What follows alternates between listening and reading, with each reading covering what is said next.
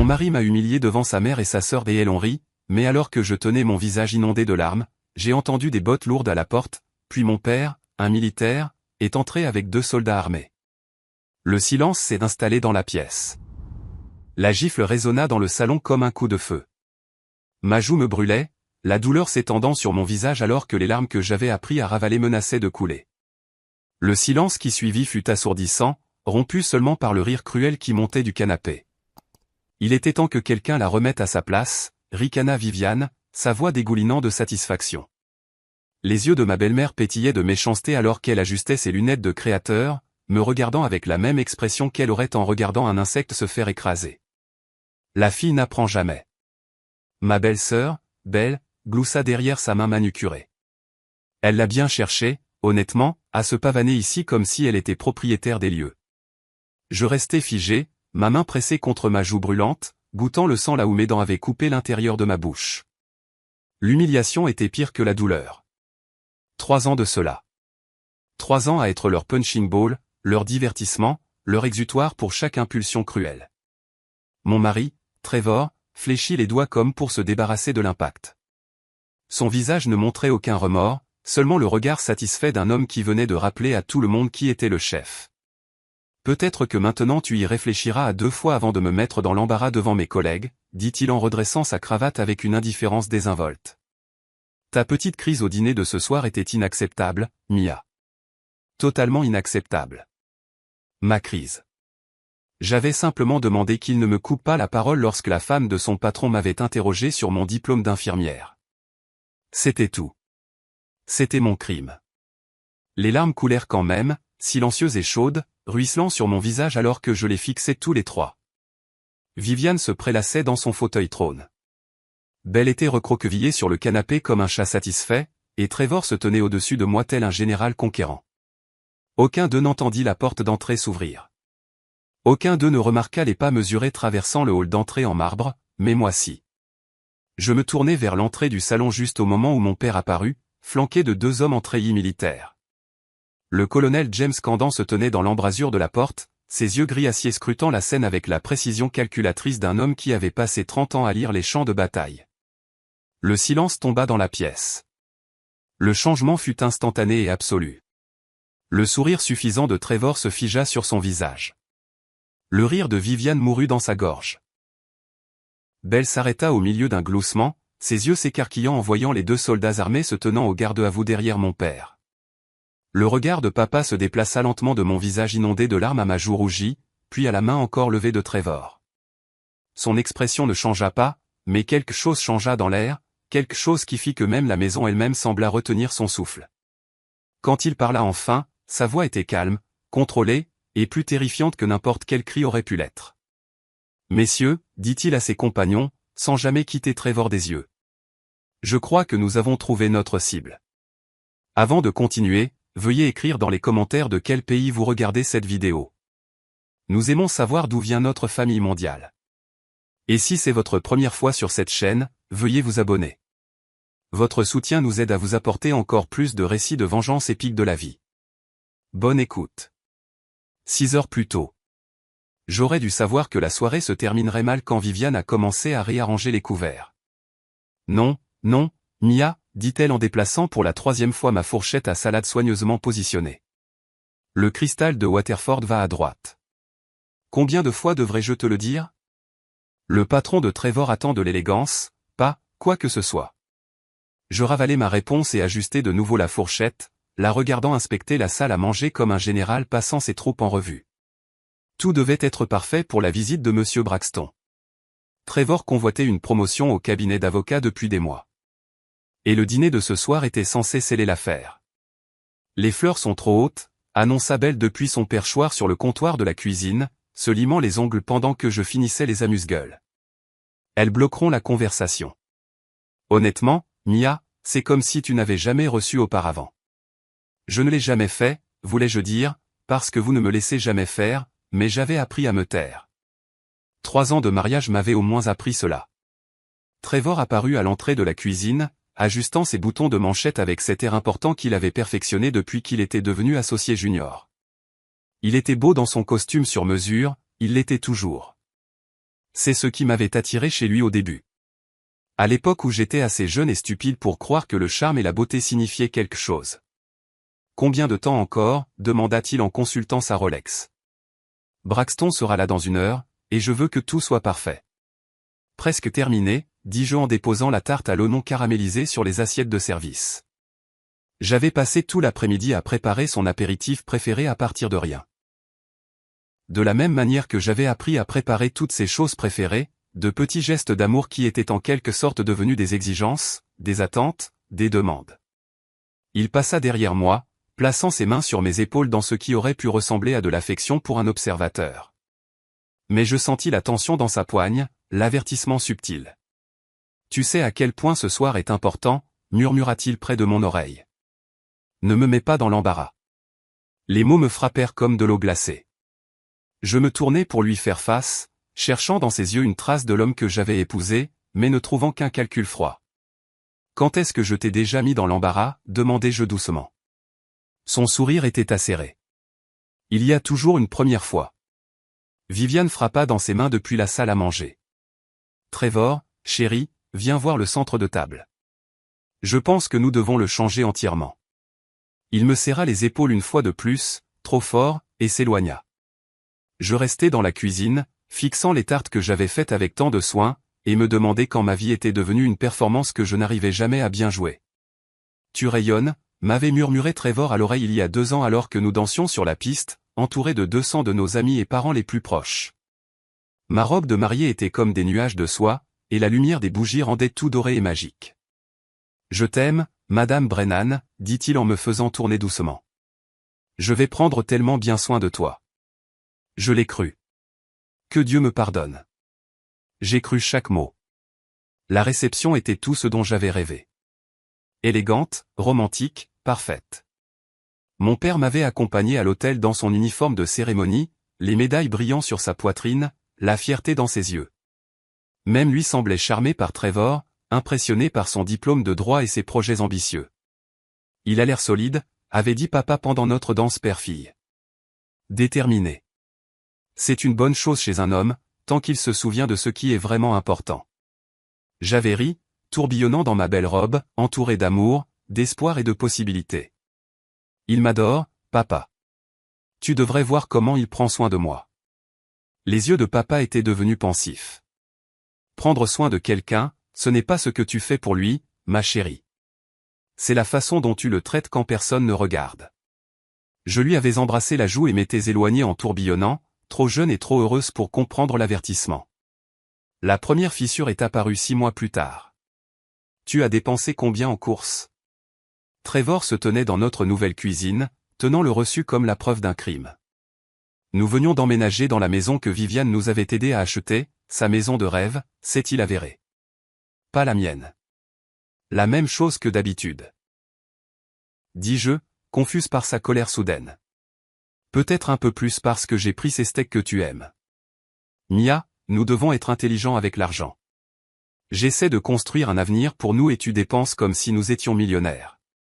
C'était $80, Trevor, pour toute la semaine. Sa mâchoire se crispa. Ce n'est pas la somme qui compte. C'est le principe. Je travaille comme un fou et tu dépenses sans réfléchir. Je le fixais. Cet homme que j'avais épousé. Cet étranger portant le visage de Trevor. Je serai plus prudente, dis-je finalement. Bien. Son sourire revint, chaleureux et aimant. Je suis désolé, bébé. Je suis juste stressé par le travail. Tu comprends, n'est-ce pas? Je hochai la tête parce que je comprenais, ou du moins je le pensais. La deuxième fissure est survenue 1 mois plus tard, lorsque j'ai mentionné que je voulais prendre des gardes supplémentaires à l'hôpital. Absolument pas, dit-il, sans lever les yeux de son ordinateur portable. Ma femme n'a pas besoin de travailler le week-end. Que penseraient les gens? Que je suis dévoué à ma carrière? Que je ne peux pas subvenir aux besoins de ma famille. Famille? Le mot flottait entre nous, chargé de promesses et d'attentes pour lesquelles je n'étais pas prête. Trevor, j'aime mon métier d'infirmière. Ce n'est pas une question d'argent. C'est une question de priorité. Mia, ma carrière doit passer en premier en ce moment. J'ai besoin de toi ici, pour me soutenir. Tu ne peux pas faire ça? Je pouvais. Je l'ai fait. J'ai réorganisé mon emploi du temps, refusé des opportunités, fait de ses besoins ma priorité. Parce que c'est ce que faisaient les épouses, n'est-ce pas? C'est à cela que ressemblait l'amour. Mais tard dans la nuit, allongé à côté de lui dans notre lit, je fixais le plafond et me demandais quand aimer quelqu'un avait commencé à ressembler à se perdre soi-même. Vivian Brennan avait perfectionné l'art de la cruauté déguisée en sollicitude. « Oh, ma chérie », dit-elle en touchant le tissu de ma robe lors de notre premier dîner de famille après la lune de miel. « Est-ce que ça vient de chez Target? Comme c'est pratique. » Trevor a ri. A littéralement ri du compliment déguisé de sa mère. « Maman, tout le monde ne peut pas faire ses courses chez Nordstrom. » Bien sûr que non, sourit doucement Viviane. Je veux juste que Mia représente bien la famille. L'image est si importante dans le cercle d'affaires de ton père. J'avais dépensé une semaine de salaire pour cette robe, la trouvant belle, appropriée, moi. Mais sous le regard scrutateur de Viviane, je me sentis bon marché, minable et complètement déplacé dans leur salle à manger immaculée. Je pourrais t'emmener faire les magasins un de ces jours, proposa Belle avec un faux enthousiasme.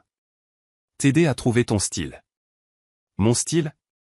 Comme si tout ce que j'avais choisi pour moi-même avant de me marier dans leur famille était mauvais. C'est si gentil, réussis-je à dire, détestant à quel point ma voix semblait reconnaissante. C'est devenu une habitude. Chaque réunion de famille, chaque fête, chaque visite impromptue se transformait en une masterclass d'humiliation subtile. Ma cuisine n'était pas assez sophistiquée. Mon travail n'était pas assez prestigieux. Ma famille n'était pas assez riche. Mon tout n'était pas assez. Et Trevor ne faisait rien. Pire que rien, il participait. Mia a fait ce gratin, disait-il lors des dîners, son ton s'excusant. Elle apprend encore à cuisiner pour beaucoup de monde. Mia n'est pas très douée pour la décoration, expliquait-il lorsque les invités commentaient notre salon dépouillé. Nous attendons qu'elle développe un meilleur goût. Chaque remarque dédaigneuse me semblait une petite mort, un petit morceau de moi-même qui s'effaçait. Mais je me disais que c'était normal, que toutes les familles avaient leur dynamique, que je devais juste faire plus d'efforts pour m'intégrer. Le jour où j'ai finalement craqué, c'est le jour où Viviane a redécoré notre chambre. Je suis rentré d'une garde de 12 heures à l'hôpital pour trouver le couvre-lit de ma grand-mère, la seule chose de valeur réelle que j'avais apportée au mariage, froissé dans un sac poubelle près de la porte. « Oh, bien, tu es rentré », lança Viviane depuis l'étage. « J'ai eu une idée merveilleuse pendant que tu étais au travail. Viens voir. » Je montais les escaliers, les jambes tremblantes, le sac poubelle serré dans mes bras. Notre chambre avait été transformée en quelque chose sorti d'un magazine. Ton neutre est tissu coûteux. Beau, froid et totalement sans personnalité. N'est-ce pas magnifique, rayonna Viviane. Je me suis débarrassé de toutes ces petites touches minables et je t'ai donné quelque chose digne de la position de Trevor. Tu me remercieras plus tard. Le couvre-lit de ma grand-mère, murmurai-je. Oh, ce vieux truc, ma chérie. Il tombait en morceaux. J'ai demandé à la femme de chambre de le jeter. Crois-moi, c'est tellement mieux comme ça. Cette nuit-là, lorsque Trevor est rentré à la maison et m'a trouvé en larmes sur le sac poubelle, il ne m'a pas réconforté. Il n'a pas fulminé contre sa mère pour avoir outrepassé ses droits. Il n'a même pas semblé comprendre pourquoi j'étais contrarié.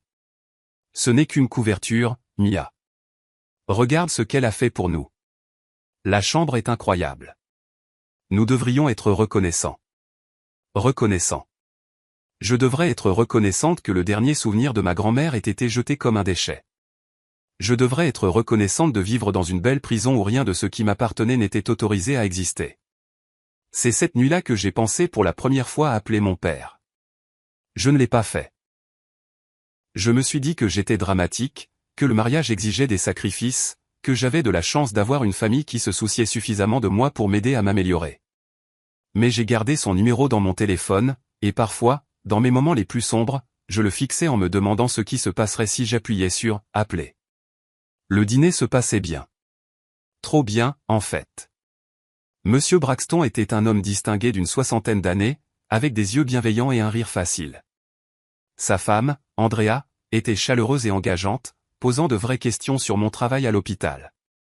Les soins infirmiers en pédiatrie doivent être incroyablement gratifiants, dit-elle pendant le plat principal. J'ai toujours admiré les gens qui travaillent avec les enfants. Il faut une telle patience et une telle compétence. Je me sentis me détendre pour la première fois depuis des heures. C'est vraiment merveilleux. La semaine dernière, nous avons eu ce petit garçon qui était terrifié par son opération. Et au moment de son départ, Mia et modeste, l'interrompit doucement Trevor. Elle ne fait que des soins de base au chevet des patients. Rien de trop technique. Les mots me frappèrent comme une gifle. Des soins de base au chevet des patients. Comme si mes 4 années d'études, mes certifications, mes années d'expérience ne signifiaient rien. Comme si réconforter des enfants effrayés et gérer du matériel médical complexe était en quelque sorte indigne d'attention. Andrea fronça légèrement les sourcils. En fait, les soins infirmiers en pédiatrie exigent une formation spécialisée approfondie. Ma fille y a pensé avant de se lancer en médecine familiale. Oh, oui, dis-je en retrouvant ma voix. La formation continue à elle seule. Mia a tendance à exagérer son rôle, intervint Trevor avec un rire qui n'atteignit pas ses yeux. Vous savez comment c'est. Tout le monde veut paraître important. La table devint silencieuse. Même Viviane avait l'air mal à l'aise, que ce soit à cause de la grossièreté de Trevor ou du malaise du moment, je ne saurais le dire. Monsieur Braxton s'éclaircit la gorge. En fait, Trevor, je pense que votre femme partageait quelque chose de significatif. Andrea, vous posiez des questions sur le petit garçon. Il se tourna vers moi avec attente, et je vis quelque chose dans ses yeux. Du respect, des encouragements, un intérêt sincère. Il y avait si longtemps que quelqu'un ne m'avait pas regardé de cette façon. Il avait 7 ans, continuai-je, ma voix plus forte maintenant. Il avait subi une opération pour une tumeur au cerveau et il était convaincu qu'il se réveillerait différent. Alors, nous avons passé des heures à parler de super-héros, de la façon dont les gens obtiennent parfois des pouvoirs spéciaux en traversant des épreuves difficiles. Quand il s'est réveillé, la première chose qu'il a dite, c'est qu'il se sentait plus courageux. Les yeux d'Andrea se remplirent de larmes. C'est magnifique. Quel cadeau vous lui avez fait. Ça fait juste partie du travail, dis-je, mais je souriais. Non, dit fermement Monsieur Braxton. C'est du leadership. C'est le genre d'intelligence émotionnelle qui fait la différence entre de bons soins de santé et des soins de santé exceptionnels. Je sentis quelque chose se déployer dans ma poitrine. De la fierté, de la validation, le sentiment oublié d'être vu et apprécié. Pendant un instant, je me suis souvenu de qui j'étais avant de devenir la femme de Trevor. Avant de laisser sa famille me remodeler à leur idée de ce qui était acceptable. Mais le visage de Trevor s'assombrissait à chaque mot d'éloge. Et je savais que je paierais pour ce moment plus tard. Le reste du dîner se passa dans un brouillard de conversations forcées et de tensions croissantes. Je pouvais sentir la colère de Trevor rayonner à travers la table, même s'il maintenait sa façade charmante pour nos invités. Lorsque les Braxton sont finalement partis avec de chaleureuses poignées de main et de sincères compliments sur la soirée, je savais que le masque allait tomber. Je ne savais tout simplement pas à quel point ce serait laid. C'était quoi, ça? La voix de Trevor était d'un calme mortel alors que la porte d'entrée se refermait derrière nos invités. Viviane et Belle s'étaient retirées dans le salon avec leur vin, nous laissant seuls dans le hall d'entrée. C'était quoi, demandai-je, bien que je sache exactement ce qu'il voulait dire. Ne fais pas l'idiote, Mia. Tu as complètement monopolisé la conversation. Tu t'es mise au centre de l'attention.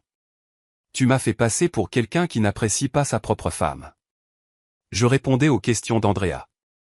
Elle était intéressée par. Elle était polie. Sa voix s'éleva légèrement avant qu'il ne se reprenne, jetant un coup d'œil vers le salon. Et tu en as fait une sorte de spectacle, parlant sans cesse de ton travail comme si tu étais une sorte d'héroïne. Je n'étais pas. Tu m'as mis dans l'embarras. Devant mon patron, devant l'homme qui contrôle mon avenir au cabinet. Je le fixais, cet homme que j'avais promis d'aimer et d'honorer, et je sentis quelque chose changer en moi. Je t'ai mis dans l'embarras en étant doué dans mon travail. Tu m'as mis dans l'embarras en oubliant ta place. Les mots restèrent suspendus dans l'air entre nous comme un gant de défi. Ma place. Comme si j'étais une sorte de servante médiévale qui osait parler au-dessus de sa condition. Ma place, répétai-je lentement. Tu sais ce que je veux dire. Non, Trevor. Je ne sais pas. S'il te plaît, explique-moi exactement quelle est ma place. Sa mâchoire se crispa. Ta place, c'est de me soutenir. De soutenir cette famille. Pas de faire de grands discours sur les soins au chevet des malades et les histoires d'enfants pendant que j'essaie de faire une impression professionnelle. J'étais moi-même. Eh bien, c'est peut-être ça le problème. Les mots me frappèrent comme un coup physique. Je reculai même, pressant ma main sur ma poitrine comme si je pouvais retenir mon cœur. Du salon parvint le son du rire de Viviane, aigu et perçant. « Je t'avais dit qu'elle gâcherait tout », cria-t-elle. « Cette fille n'a aucun sens des convenances. »« Mère, s'il te plaît, » dit Trevor, mais il n'y avait aucune véritable réprimande dans sa voix. « Non, laissez-la parler, » dis-je en me dirigeant vers le salon. De toute évidence, tout le monde a une opinion sur mon comportement ce soir. Viviane était perchée à sa place habituelle, un verre de vin à la main, ressemblant à une reine tenant sa cour. Belle était allongée à côté d'elle, son téléphone à la main, mais les yeux brillants d'intérêt. « Oh, ma chérie, » dit Viviane avec une fausse sympathie. « Je sais que tu voulais bien faire, mais tu dois comprendre. Ce soir, il ne s'agissait pas de toi. Il s'agissait de la carrière de Trevor, de son avenir, et tu as tout ramené à tes petites histoires d'infirmière. » « Mes petites histoires d'infirmière, » répétai-je. « Elle a raison, Mia, » intervint Belle. « Tu as en quelque sorte détourné toute la conversation. » C'était gênant. Je regardais autour de moi ces trois personnes. Mon mari, ma belle-mère, ma belle-sœur, ma famille, les personnes qui étaient censées m'aimer et me soutenir. « Alors, laissez-moi comprendre, » dis-je lentement. Quand Andrea Braxton m'a posé des questions sur mon travail, m'a directement posé des questions avec un intérêt sincère, j'aurais dû faire quoi? Détourner la conversation? Changer de sujet? Prétendre que je n'ai pas de carrière? Tu aurais dû être gracieuse et brève, dit Viviane. Un simple mot, c'est gratifiant m'aurait suffi. Ensuite, tu ramènes la conversation sur Trevor, sur ses réalisations. Parce que ses réalisations comptaient pas les miennes. Parce que ce soir, il s'agissait de lui, explosa Trevor. Pour une fois dans ta vie, tu n'aurais pas pu simplement me soutenir sans que ça tourne autour de toi. L'accusation était si injuste, si complètement à l'envers que je ris. Un rire bref et amer qui sembla surprendre tout le monde, y compris moi-même. Te soutenir, Trevor. Je n'ai fait que te soutenir pendant 3 ans. J'ai réorganisé mon emploi du temps en fonction de tes besoins. J'ai laissé ta mère redécorer notre maison, jeter mes affaires, dicter ma garde-robe. J'ai souri et hoché la tête pendant que tu dénigrais mon travail, mes opinions, ma valeur en tant qu'être humain. Et tu penses que ce soir, c'était moi qui ne te soutenais pas, Mia, non. C'est moi qui parle maintenant. Les mots sortirent d'un trait. 3 ans de blessures et de colère refoulées trouvaient enfin leur voie. J'ai fait un bref commentaire sur mon travail. Un travail dans lequel je suis doué, un travail qui compte, un travail qui aide les gens, et tu as agi comme si j'avais commis un crime terrible. Tu as dit à nos invités que j'exagérais mon rôle et que je faisais des soins de base au chevet des patients. Tu as diminué tout ce pourquoi j'ai travaillé, tout ce que je suis, parce que cela aurait pu te faire paraître moins important pendant 5 minutes. La pièce était maintenant plongée dans un silence de mort. Même Belle avait posé son téléphone. Tu as fait ton choix ce soir, Mia, dit Trevor, la voix froide. Tu as choisi de me mettre dans l'embarras, de te faire passer en premier, de montrer à tout le monde que tu ne me respectes pas, ni notre mariage. Eh bien, félicitations. Tu as eu ton moment de gloire. Et tu as fait ton choix aussi, dis-je doucement. Tu as choisi de me rabaisser devant des gens qui essayaient de m'élever. Tu as choisi de protéger ton ego au lieu de ta femme. Tu as choisi de te ranger du côté de la cruauté de ta mère au lieu de défendre la femme que tu as épousée. Comment oses-tu? Comment j'ose quoi? Dire la vérité? Souligner qu'en 3 ans de mariage, tu ne m'as jamais défendu une seule fois. Jamais une seule fois tu n'as dit à ta mère de se calmer. Jamais une seule fois tu ne m'as traité comme si j'avais de l'importance.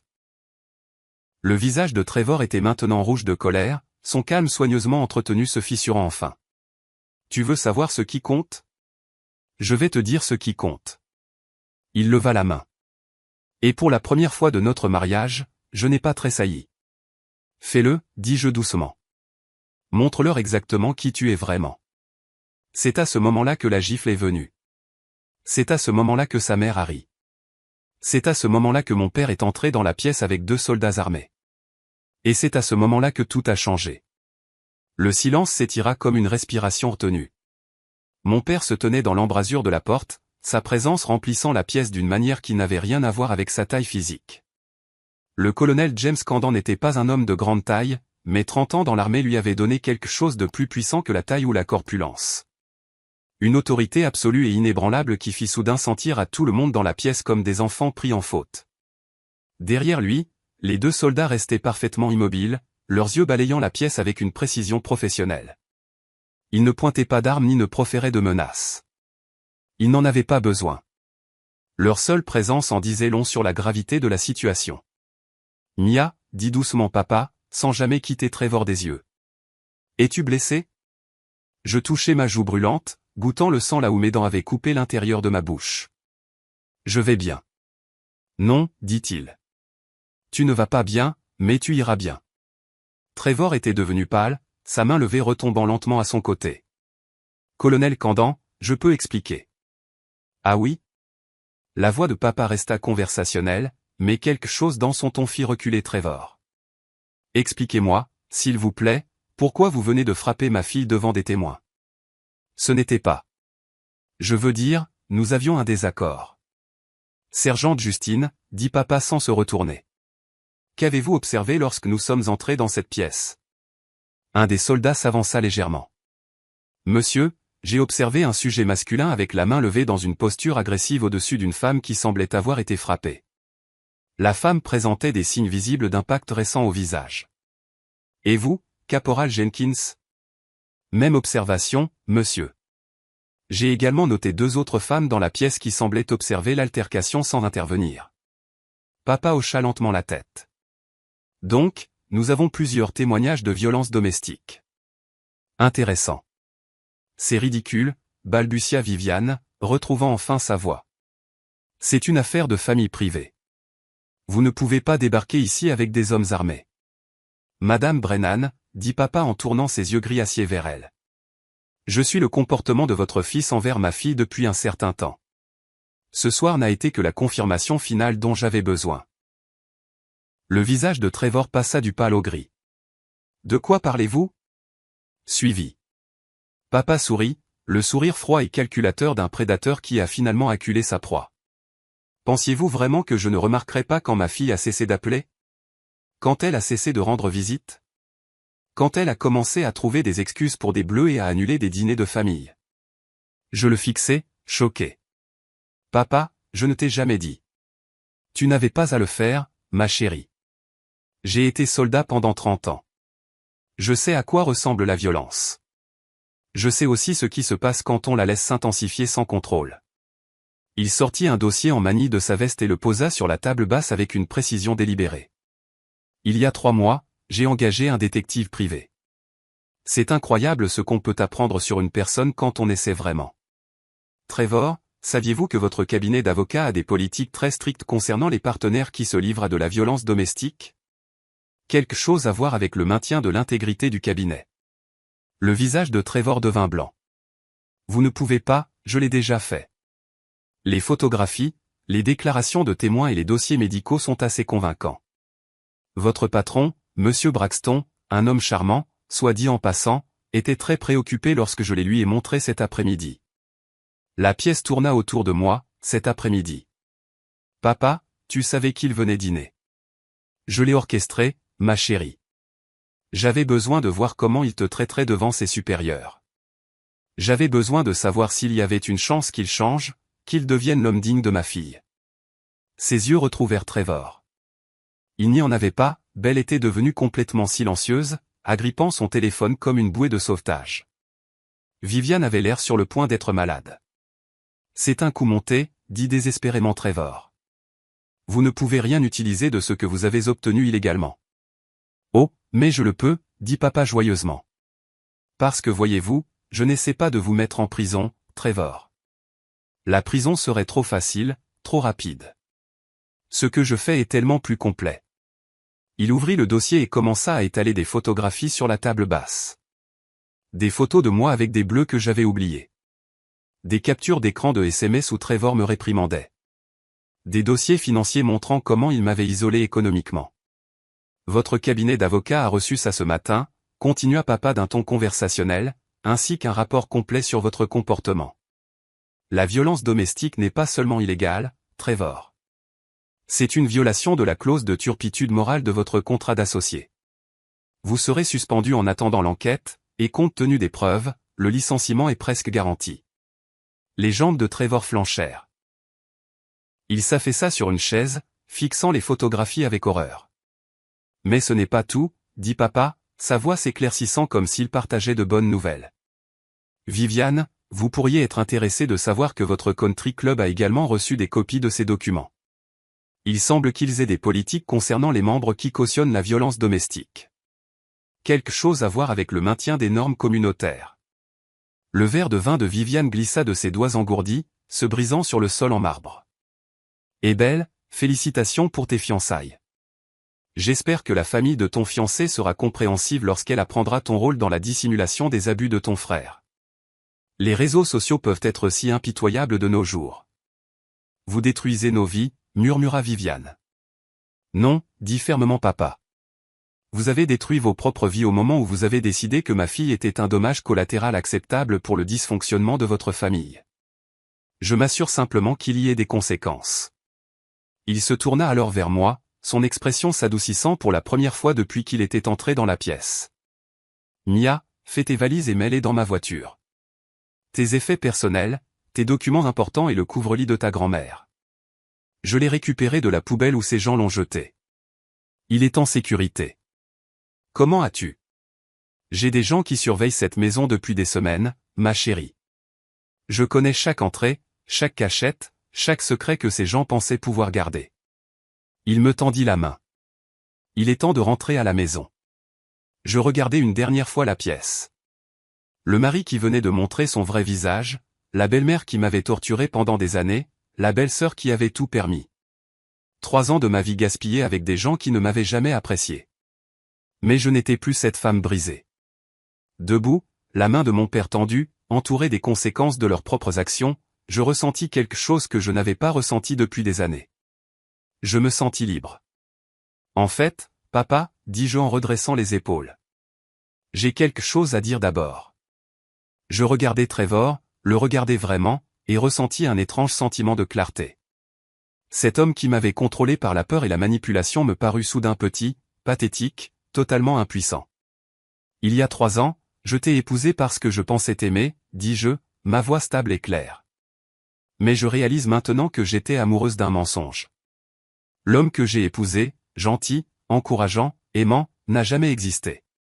Tu m'as montré exactement qui tu étais ce soir, tout comme tu me le montres depuis des années. Je n'étais tout simplement pas prête à le voir. Trevor ouvrit la bouche pour parler, mais je levai la main. Je n'ai pas fini. Pendant 3 ans, je me suis excusé pour des choses qui n'étaient pas de ma faute. Je me suis faite plus petite pour que tu puisses te sentir plus grand. J'ai laissé toi et ta famille me convaincre que j'étais le problème, que je devais changer, que je n'étais pas assez bien. Mais ce soir, quand Andrea Braxton m'a regardé avec respect, un vrai respect, je me suis souvenu de quelque chose d'important. Je me tournai vers Viviane, qui fixait toujours le verre de vin brisé à ses pieds. Viviane, tu as passé 3 ans à essayer de m'effacer, à remplacer tout ce que j'étais par ta vision de ce que la femme de Trevor devrait être. Tu as jeté le couvre-lit de ma grand-mère comme si c'était des ordures. Mais tu sais quoi? Ce couvre-lit a survécu à la Grande Dépression, à la Seconde Guerre mondiale et à 3 générations de femmes fortes, tout comme je vais te survivre. La bouche de Viviane s'ouvrit et se referma comme un poisson cherchant de l'air. Et belle, continuai-je en me tournant vers ma belle-sœur. Tu as cautionné chaque chose cruelle que ta mère m'a faite. Tu as ri de ma douleur, participé à mon humiliation, et tu es resté là pendant que ton frère me frappait. Cela te rend tout aussi coupable que lui.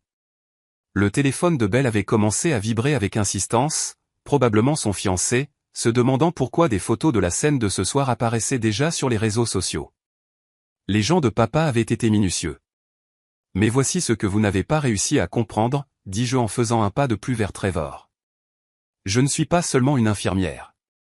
Je suis une sacrée bonne infirmière. Je sauve des vies. Je réconforte les enfants qui ont peur. Je fais une différence dans ce monde chaque jour. Et ça compte. Ça a de la valeur. C'est assez. Le visage de Trevor s'effondra. Mia, s'il te plaît. Nous pouvons arranger ça. Je vais me faire aider. Je vais changer. Non, dis-je fermement. Tu as eu 3 ans pour changer. 3 ans pour choisir l'amour plutôt que le contrôle, le respect plutôt que la domination, le partenariat plutôt que la possession. Au lieu de ça, tu as choisi de me frapper devant ta mère pendant qu'elle riait. Il n'y a pas de retour en arrière possible. J'ai retiré mon alliance, le magnifique diamant qui avait autrefois symbolisé l'éternité, et je l'ai posé sur la table basse à côté des photographies de mes bleus. Ce mariage est terminé. Mon avocat vous contactera au sujet de la procédure de divorce. Je suis monté faire mes valises, comme papa me l'avait demandé. Tu ne peux pas simplement partir, dit désespérément Viviane. Nous sommes une famille. Nous pouvons arranger ça. Je me tournai pour la regarder une dernière fois. Une famille ne jette pas les choses que vous aimez. Une famille ne rit pas quand quelqu'un se blesse. Une famille ne cautionne pas la violence et n'appelle pas ça de l'amour. Vous n'avez jamais été ma famille, Viviane. Vous étiez mes geôliers. Papa s'avança alors, sa main toujours tendue. Prête maintenant, ma chérie?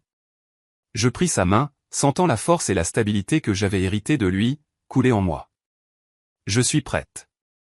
Alors que nous nous dirigions vers la porte, flanqués des 2 soldats, j'entendis Trevor crier derrière nous. Mia, attends. Tu ne peux pas faire ça. Je t'aime. Je m'arrêtai sur le seuil et le regardai une dernière fois. Si c'est ce que tu appelles de l'amour, Trevor, alors tu ne sais pas ce que ce mot signifie. Et puis je suis sorti de cette maison et j'ai commencé le reste de ma vie. 6 mois plus tard, le service de pédiatrie de l'hôpital Saint-Maries était calme aux petites heures du matin. Je venais de terminer ma tournée, vérifiant mes petits patients, ajustant les perfusions et rassurant les parents inquiets. C'était le travail que j'avais toujours aimé, mais maintenant il semblait différent d'une certaine manière. Plus significatif, plus à moi. Infirmière Candan. Une petite voix appela depuis la chambre 312. Je souris en me dirigeant vers la voix. Emma, 6 ans, en post-opératoire pour un problème rénal, était ma patiente depuis 3 jours. Elle avait peur, le mal du pays et son chien lui manquaient terriblement. Qu'est-ce qui ne va pas, ma chérie, demandai-je en m'installant sur la chaise à côté de son lit. Je n'arrive pas à dormir. J'ai mal au ventre et je n'arrête pas de penser à Buster. Et s'il m'oublie? Oh, ma chérie, dis-je en prenant sa petite main dans la mienne. Les chiens n'oublient pas les gens qu'ils aiment. Buster est probablement assis près de la porte de ta chambre en ce moment, attendant que tu rentres à la maison. Vraiment? Vraiment. Et tu sais quoi? Quand tu sortiras d'ici demain, il sera si excité de te voir qu'il te renversera probablement de bisous. Emma gloussa, le son clair dans la pièce sombre. Il fait ça même quand je rentre juste de l'école. C'est parce que tu es sa personne préférée au monde. Je suis resté avec elle jusqu'à ce qu'elle s'endorme, chantant la même berceuse que ma grand-mère me chantait. Celle dont je me souvenais chaque fois que je regardais le couvre-lit maintenant étalé sur mon lit dans mon nouvel appartement. Mon téléphone vibra alors que je sortais de sa chambre. Un SMS de mon père. J'ai vu les nouvelles. Je pensais que tu devrais savoir. En pièce jointe, un lien vers un article d'un journal d'affaires local. Le titre disait « Brennan est associé sous enquête pour faute professionnelle d'un partenaire ». J'ai parcouru l'article en ressentant un étrange mélange de satisfaction et de tristesse. Trevor avait été officiellement licencié du cabinet. L'enquête avait révélé non seulement les preuves de violence domestique que papa avait fournies, mais aussi des irrégularités financières et des plaintes de clients qui avaient été étouffées en raison de ses relations familiales. Le cabinet d'avocats faisait maintenant face à un recours collectif d'anciens clients qui affirmaient que Trevor avait mal géré leur dossier. Un autre SMS est apparu. Celui-ci de mon avocat. Les avocats de Viviane veulent régler le procès en diffamation à l'amiable. Elle offre une restitution complète pour vos effets personnels plus des dommages et intérêts. On dirait que l'exil des réseaux sociaux coûte cher. Je souris, me souvenant comment la réputation parfaite de Viviane s'était effondrée en quelques semaines après la révélation de papa. L'expulsion du country club n'avait été que le début. Lorsque les photos et les enregistrements sont devenus viraux, soigneusement édités pour protéger ma vie privée tout en exposant leur cruauté, Viviane était devenue une paria sociale du jour au lendemain. Ses postes au conseil d'administration d'œuvres de bienfaisance, son travail de bénévole, toute son image soigneusement construite avait disparu comme de la fumée. Le meilleur dans tout ça, c'est qu'elle ne pouvait même pas m'en vouloir. Chaque élément de preuve provenait de leurs propres actions, de leurs propres mots, de leurs propres choix. Mia. Le docteur Arabella Cohen apparut à mon coude. Votre préparation pour la chirurgie de 7 heures est prête en salle 318. Et félicitations, au fait. Félicitations? Il sourit. Vérifiez vos emails. Le comité de promotion s'est réuni hier. Mes mains tremblaient en consultant mes emails professionnels sur mon téléphone. C'était là. Félicitations pour votre promotion au poste de superviseur des soins infirmiers en pédiatrie. Vos qualités de leadership et votre dévouement aux soins des patients font de vous un choix évident pour ce rôle. Le poste que j'avais discrètement visé pendant des années. Celui que Trevor avait toujours rejeté comme ne valant pas le stress. Celui qui s'accompagnait d'une augmentation de salaire significative et de l'autorité nécessaire pour mettre en œuvre les programmes de soutien familial dont j'avais rêvé. J'ai pensé appeler quelqu'un pour partager la nouvelle, puis j'ai réalisé avec un sursaut que je voulais appeler mon père. Non pas parce que j'avais besoin de son approbation, mais parce que je savais qu'il serait fier. Il y avait une différence, que j'apprenais encore à reconnaître. Un autre SMS. Celui-ci d'un numéro inconnu. Mia, c'est Andrea Braxton. J'ai eu votre numéro par l'annuaire de l'hôpital. Seriez-vous intéressé à prendre la parole lors de notre conférence sur le leadership féminin le mois prochain? Nous avons besoin de quelqu'un qui comprend l'importance de trouver sa voie. Je fixai le message, me souvenant de ce terrible dîner il y a 6 mois. Andrea m'avait contacté plusieurs fois depuis, non par pitié, mais par un respect sincère pour ce que j'avais survécu et surmonté. Elle était devenue un mentor inattendu, me montrant à quoi ressemblaient réellement des relations professionnelles de soutien. Je serais honoré, ai-je répondu par SMS. Bonne nouvelle, demanda le docteur Cohen, remarquant mon sourire. La meilleure, dis-je. J'ai l'impression que ma vie commence enfin. 1 an plus tard, la salle de conférence de Saint-Maries était bondée d'infirmières, de médecins et d'administrateurs de la santé. Je me tenais à l'avant, regardant leurs visages, certains avides, d'autres sceptiques, tous curieux de connaître la nouvelle superviseure des soins infirmiers en pédiatrie qui avait mis en œuvre 3 programmes novateurs au cours de sa première année. La défense des droits des patients ne se limite pas aux soins médicaux, disais-je. Il s'agit de voir la personne dans son ensemble, ses peurs, ses besoins, sa dignité. Il s'agit de défendre ceux qui ne peuvent pas se défendre eux-mêmes. Une main se leva au milieu de la salle. Et lorsque la défense des droits vous met en conflit avec des figures d'autorité? Comment gérez-vous cela? Je souris, pensant à toutes les fois où je n'avais pas réussi à me défendre, à tous les moments où j'étais resté silencieuse alors que j'aurais dû parler. C'est la partie la plus difficile, admis-je. Mais j'ai appris que le coût du silence est toujours plus élevé que le coût de la parole. Votre voix a du pouvoir. Utilisez-la. Après la présentation, je rangeais mes affaires quand quelqu'un s'éclaircit la gorge derrière moi. Excusez-moi, mademoiselle Candan. Je me retournai pour trouver une jeune femme, peut-être 25 ans, avec des yeux nerveux et un bleu au poignet qu'elle essayait de cacher avec sa manche. Je suis Lisa, dit-elle doucement. Je suis une nouvelle infirmière ici et je me demandais si je pouvais vous parler un jour en privé. Mon cœur se serra. Je me vis dans sa posture nerveuse, sa façon prudente de parler, la façon dont elle ne cessait de jeter des coups d'œil à la porte comme si quelqu'un pouvait l'observer. Bien sûr, dis-je doucement. Mon bureau est toujours ouvert. Ou si vous préférez un endroit plus privé, nous pourrions prendre un café. Le soulagement inonda son visage. Un café, ce serait bien. Il y a certaines choses, certaines situations que je gère à la maison, et j'ai entendu dire que vous pourriez comprendre. Je comprends, dis-je. Et je veux que vous sachiez que quoi que vous traversiez, vous n'êtes pas seul. Elle hocha la tête, les larmes menaçant de couler. Merci. J'essaie de trouver comment trouver le courage. Le courage est déjà là, lui dis-je. Parfois, nous avons juste besoin d'aide pour le reconnaître. Après son départ, je suis resté assise dans mon bureau un long moment, pensant à la réaction en chaîne qui avait commencé avec l'entrée de papa dans ce salon.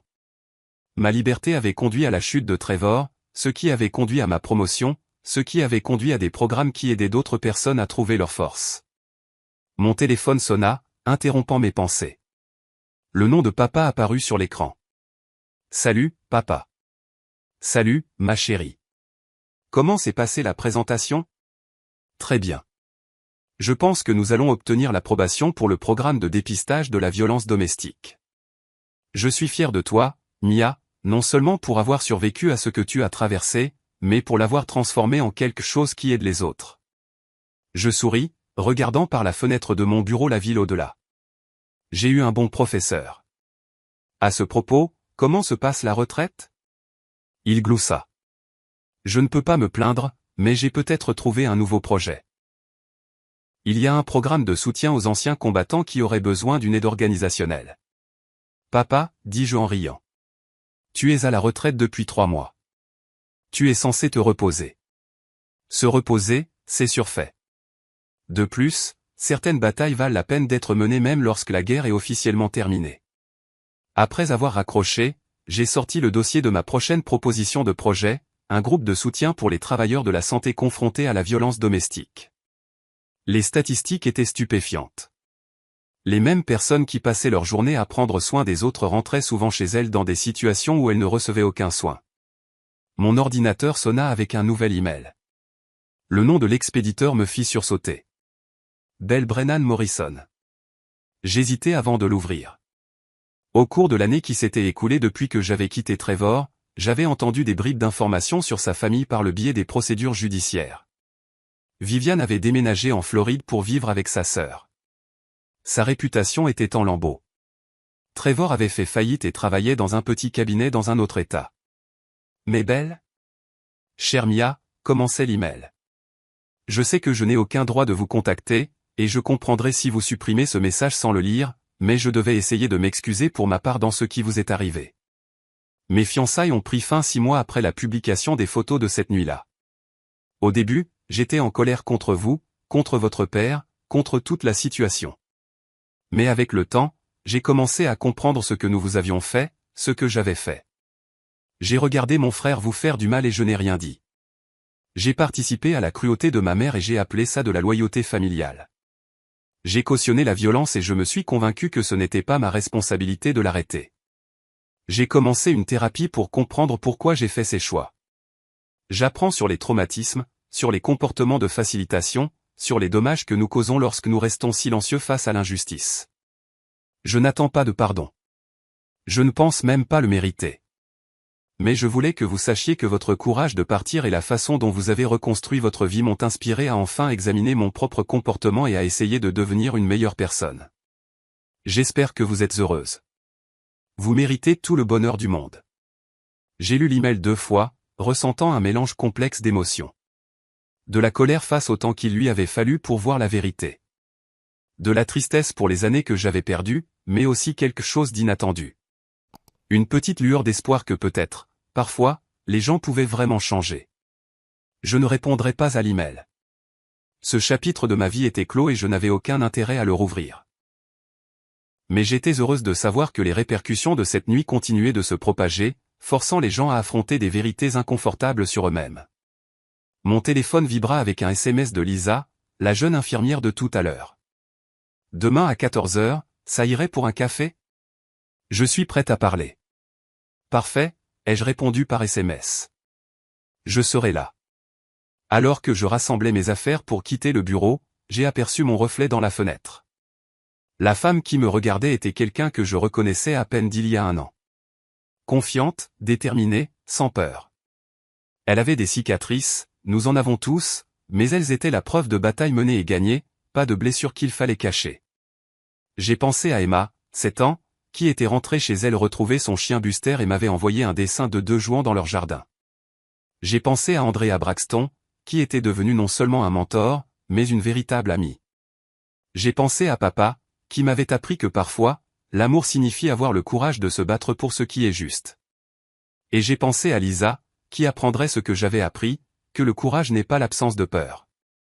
C'est la décision que quelque chose d'autre est plus important que la peur. En sortant de l'hôpital dans l'air chaud du soir, j'ai ressenti quelque chose que j'avais presque oublié comment ressentir. Je me sentais puissante.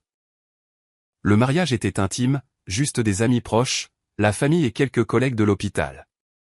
Je me tenais devant le miroir de ma chambre d'enfant, ajustant la simple robe blanche que j'avais choisie moi-même, sans l'avis de quiconque pensait savoir mieux que moi.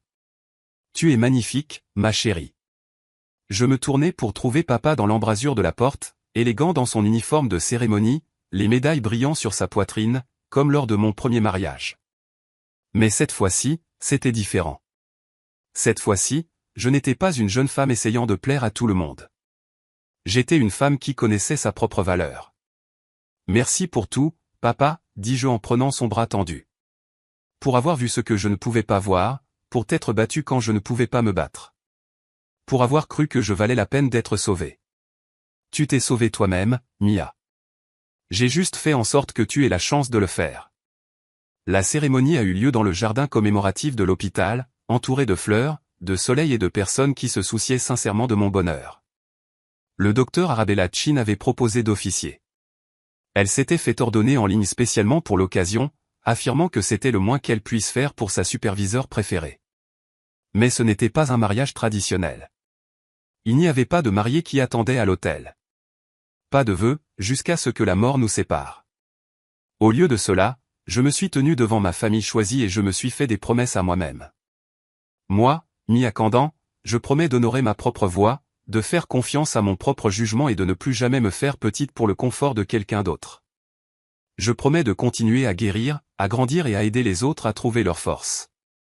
Je promets de me souvenir que je suis assez, exactement comme je suis. La foule, ma vraie famille, choisie plutôt qu'héritée, a applaudi alors que je glissais une simple bague en argent à mon propre doigt. Une bague de promesse, une bague d'engagement, un rappel que la relation la plus importante que j'aurais jamais été celle avec moi-même. Plus tard, à la réception dans la cafétéria de l'hôpital, transformée avec des guirlandes lumineuses et des fleurs offertes par les familles de patients reconnaissants, je me suis retrouvé entouré d'amour dans sa forme la plus pure. Des collègues qui respectaient mon travail, des amis qui appréciaient mon amitié, des familles de patients qui avaient été touchés par mes soins. Et dans un coin, presque inaperçu des autres invités, était assise Lisa, non plus la jeune infirmière effrayée qui avait demandé de l'aide il y a 2 ans, mais une femme confiante qui dirigeait maintenant son propre groupe de soutien pour les travailleurs de la santé dans des relations abusives. Un discours, cria quelqu'un, et bientôt toute la salle scanda pour que je parle. Je me levai, regardant ces visages. Ma famille choisie, ma vraie famille, les personnes qui avaient soutenu mon voyage de retour à moi-même. Il y a 2 ans, je pensais que ma vie était finie. Je m'étais tellement perdu que je ne me souvenais même plus de qui j'avais été avant. Mais j'ai appris quelque chose d'important. On ne peut pas détruire quelqu'un qui refuse de rester brisé. Les applaudissements remplirent la salle, mais je levai la main. La femme qui a été frappée dans ce salon, dont on s'est moqué, qu'on a rabaissé et fait se sentir sans valeur, elle fait toujours partie de moi. Mais elle n'est pas tout ce que je suis. Elle est la partie qui a appris la résilience, qui a développé de l'empathie, qui comprend à quel point il est précieux d'être vraiment vu et apprécié. J'ai croisé le regard de papa de l'autre côté de la pièce. Il essayait de ne pas pleurer et échouait complètement. Alors aujourd'hui, il ne s'agit pas seulement de célébrer ma liberté d'un mariage abusif. Il s'agit de célébrer la femme que je suis devenue à cause de cette lutte. Il s'agit de reconnaître que parfois les pires choses qui nous arrivent deviennent le fondement des meilleures choses que nous faisons. Je levai mon verre de cidre pétillant. Aux secondes chances, aux familles choisies et au courage de réécrire nos propres histoires. À la certitude que nous sommes tous dignes d'amour, en particulier de nous-mêmes. Alors que la salle éclatait de cris de joie et d'applaudissements, je ressentis un profond sentiment d'accomplissement.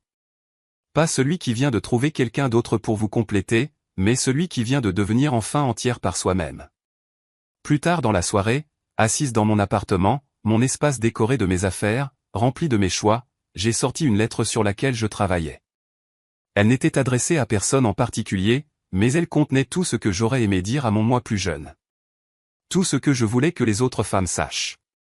Chère femme qui se sent piégée, ta situation n'est pas de ta faute, mais ta guérison est ta responsabilité.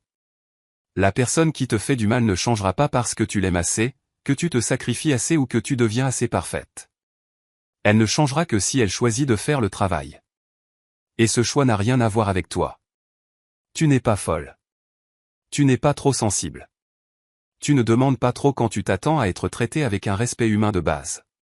Fais confiance à tes instincts. Ils essaient de te protéger. Partir n'est pas un échec. Rester dans une situation qui détruit ton âme n'est pas de l'amour. Tu ne dois à personne ta destruction. Pas même à ta famille, pas même à la personne que tu as épousée. Tu as plus de force que tu ne le penses. Tu as plus d'options que tu ne peux en voir en ce moment. Tu as plus de valeur que quiconque qui te fait du mal ne pourra jamais le reconnaître. Ta voix compte. Tes rêves comptent. Tu comptes. Et quand tu trouveras enfin le courage de partir, sache qu'il y a des gens qui attendent pour te rattraper, pour te soutenir, pour t'aider à te souvenir de qui tu es vraiment. Tu vaux la peine de te battre. Tu vaux la peine d'être sauvé. Tu vaux le dur travail de reconstruire ta vie. Commence par un pas, puis un autre, puis un autre. Tu es plus forte que tu ne le penses. Avec amour, une femme qui s'en est sortie.